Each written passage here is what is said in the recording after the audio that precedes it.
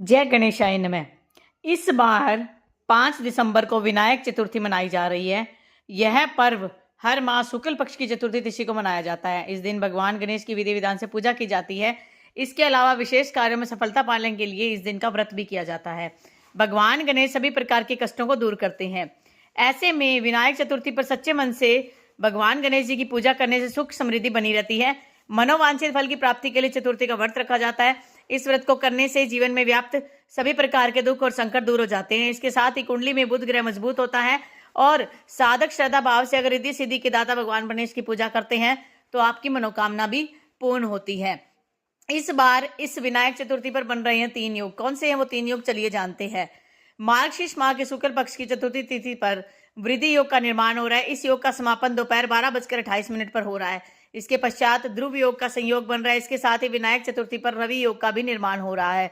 रवि योग शाम को 5:26 तक है। वहीं दुर्लभ भद्रावास का भी संयोग विनायक चतुर्थी पर बन रहा है। इस योग में भगवान गणेश की पूजा करने से साधक की हर मनोकामना पूर्ण होती है, साथ ही सुख और सौभाग्य में वृद्धि होती है। ऐसा माना जाता है कि विनायक चतुर्थी पर चंद्रमा को नहीं देखते हैं। यदि कोई व्यक्ति विनायक चतुर्थी पर चंद्रमा के दर्शन करता है तो उस पर कोई गलत आरोप लग जाता है और वह झूठे कलंक का भागी बन जाता है। ऐसे में उस दिन चंद्रमा का दर्शन नहीं करना चाहिए।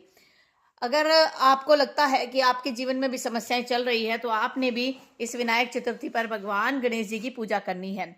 हिंदू पंचांग के अनुसार हर महीने में 2 चतुर्थी तिथि आती है। पूर्णिमा के बाद कृष्ण पक्ष में जो चतुर्थी आती है उसे संकष्टी चतुर्थी बोला जाता है और अमावस के बाद जब चतुर्थी आती है उसे शुक्ल पक्ष की चतुर्थी बोला जाता है और उसे विनायक चतुर्थी कहा गया है।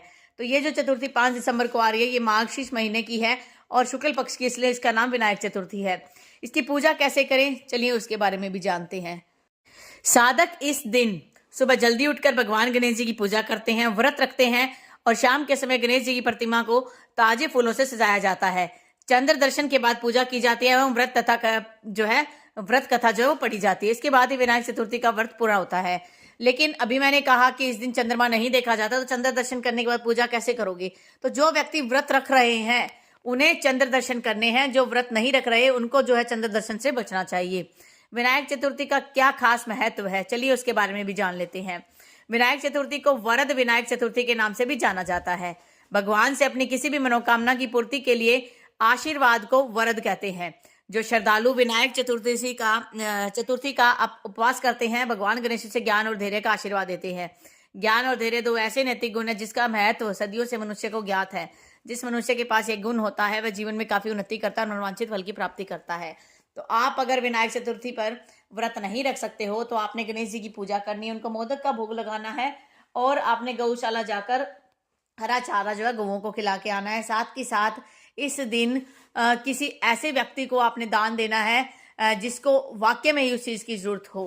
तो इस प्रकार से विनायक चतुर्थी का अगर व्रत नहीं रख सकते तो आप दान पुण्य करके भगवान गणेश जी की कृपा प्राप्त कर सकते हो और अपना बुध ग्रह मजबूत कर सकते हो। क्या विनायक चतुर्थी का व्रत रख रहे हो तब भी जय गणेशाय नमः लिखिएगा कमेंट में, और नहीं भी रख रहे तब भी जय गणेशाय नमः जरूर लिखिएगा।